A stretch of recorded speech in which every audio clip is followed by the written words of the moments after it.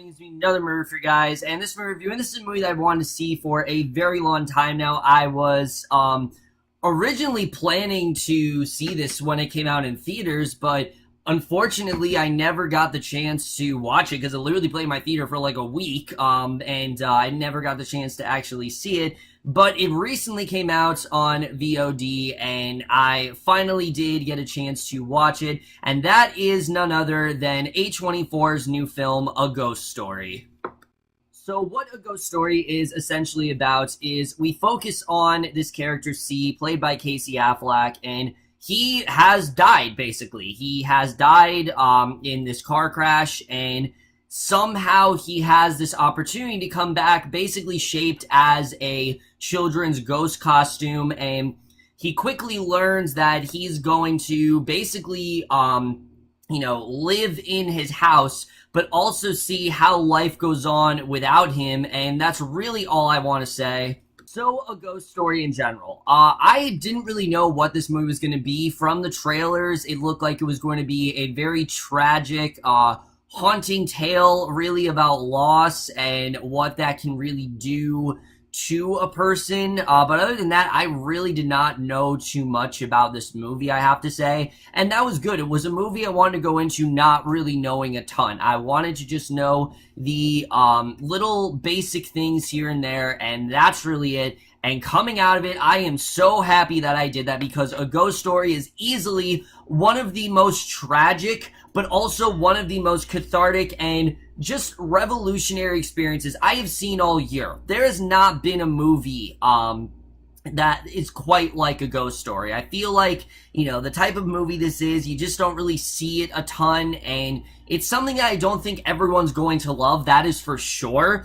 But it's something that I definitely found myself very invested in. But let's just get into it, starting off with the cast. So, because of the way this movie is done, it is kind of hard to talk about this movie from an acting perspective.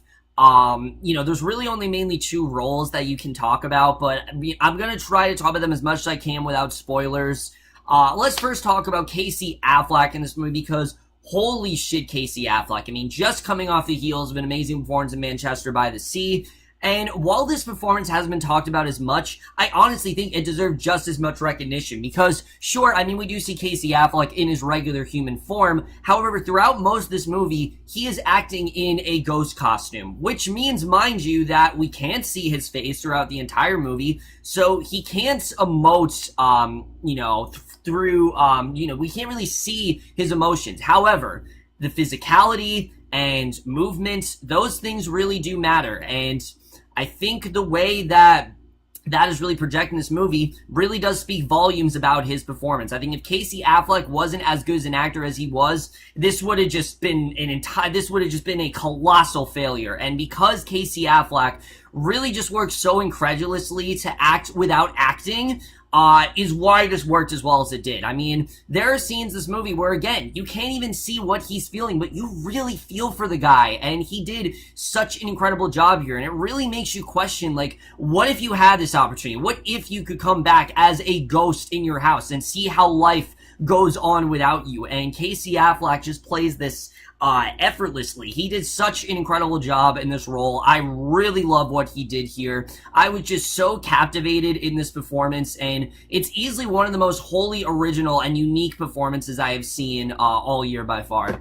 And then Rooney Mara in this movie, playing his wife, otherwise known as simply just M, I also thought was fantastic. And again, it's a very visual performance, because there isn't a lot of dialogue that goes on in this movie. We'll get more into that when we get to the screenplay. But Rooney Mara as well did an incredible job. And you can tell throughout the movie, she's really going through, this very rough time. Obviously, her husband has died, and she has to do what she can to try to move on from him. And even simple things in life become challenging for her. And you very much do see that as this movie goes on. And I really did love what Rooney Mara did here. I think she did an incredible job in this movie. She's not in this movie as much as you think she is. I'm not going to say why, but she just isn't. But she still did an incredible job. I absolutely loved her performance, and these two just really just give it their all. I mean, these are really just actors at the top of their game. They're doing all they can to portray as much emotional resonance to the story as possible, and I think that is one of the reasons why this movie really worked as well as it did. However, easily the best thing about this movie is the directing by David Lowery, because if this movie had not been as well directed as it is, it would not have worked. There's no way it would have. And I have to say that, David Lowery's directing here is just so tragic, but it's also beautiful. It's something where the whole movie, it's very bleak. I mean, this is not at all a hopeful movie. And mind you, this was directed when David Lowery was at a very, very dark time in his life. I mean, I believe he was very depressed. I don't know exactly what went down, but from what I've heard, this guy was in a very bad place. And this was kind of his way of kind of worked as a coping mechanism, and it worked really well. You can definitely tell. There's a lot of ideas explored in this movie that are very interesting. They're portrayed very well, but the screenplay as well is something I definitely do want to talk about, because the screenplay is amazing in this movie. And mind you, it's hard to talk about it because this is essentially the definition of a visual story. It's not really your typical movie where there's a lot of dialogue. I mean, there is dialogue in this movie, but it's very rare. And a lot of times the dialogue is kind of secondary to what's the actual visuals of everything. And the role that plays is incredible. And the movie in general, just because it's lacking dialogue does not mean the movie has nothing to say. It has a lot to say, especially about the passage of time, particularly what it has to say about someone who dies.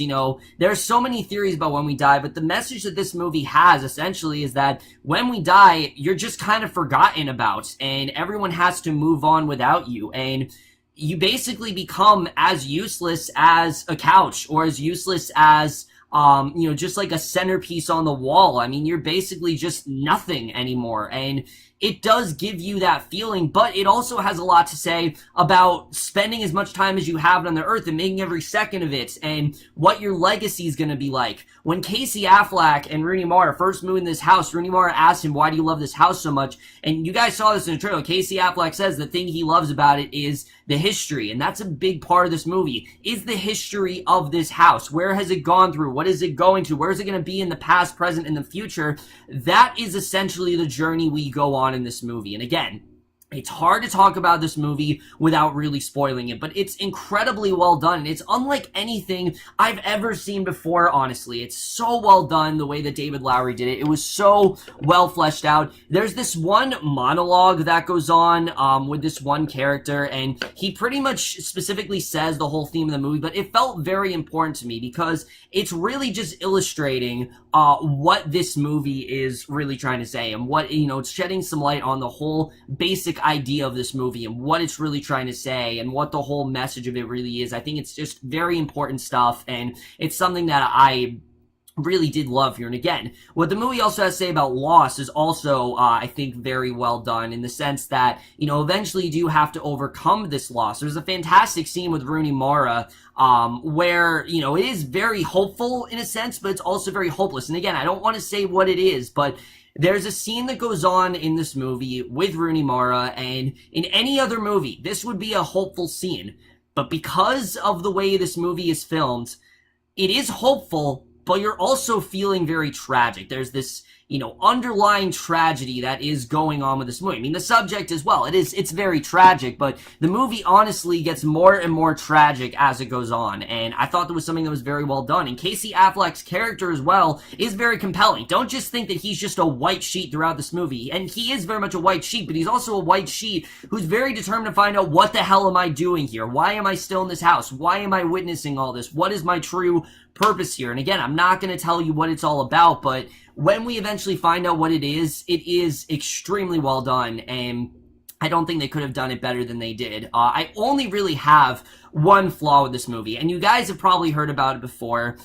About, I'd say, 26 minutes into this movie, there's a scene with Rooney Mara, and it becomes hard, like I said, it becomes hard for her to go about her everyday tasks. So there's a scene where she receives a pie, and she's doing what she can to eat it, but constantly she's hearkening back to times of her and Casey Affleck. It's hard for her to do it, but we see her eating this pie, and we then linger on the same shot for 5 minutes straight. I'm not joking. This entire scene is just her eating a pie. There's really nothing else to it. And I get what the movie's trying to say. It's about the passage of time and about how slowly time passes and how some things just stick with you. And I totally do understand that, but also how fast things do go.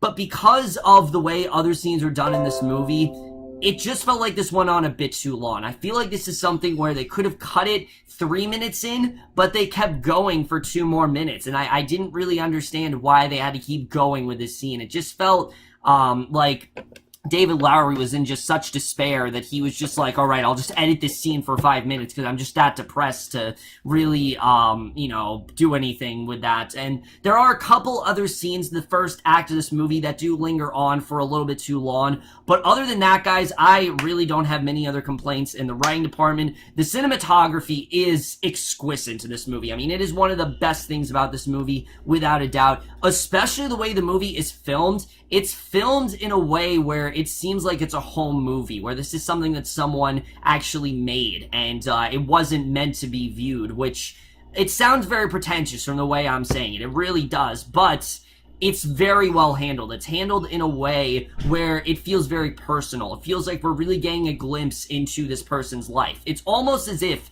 you died and you were watching someone's life story. That's really what it seems like, and it's very personal stuff, and I think they handled it perfectly when it comes to cinematography, as well as the score to this movie. The score is easily one of the best I have heard all year. I mean, such a haunting, vivid score that, again, really is its own character in this movie. It's this underlying theme, and as I said, because there's not a lot going on in terms of dialogue, the score and the cinematography really do play a big role here, and the score in particular is one of the best things about this movie, especially this one scene towards the climax of this movie.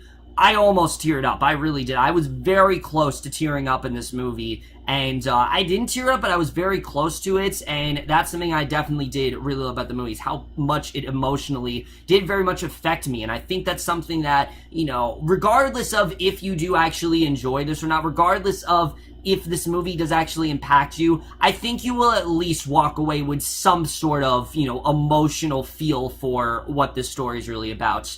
And then the editing as well, like I said, besides a few editing errors here and there, I really don't have many complaints there. Overall, guys, A Ghost Story is one of the best movies I have seen this year by far. I absolutely love this movie. It's a movie I watched it and I couldn't wait to see it again.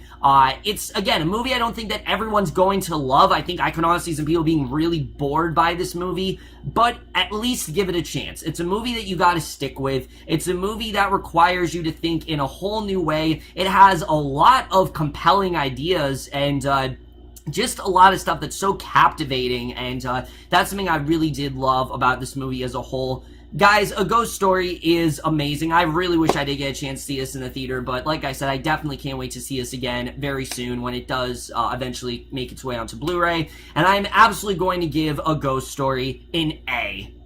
So overall, guys, I'm going to review A Ghost Story overall. Let me know what you guys thought of this movie overall, left your thoughts in it, and we'll see you guys in my next video, and I will see you guys for that. Okay, bye.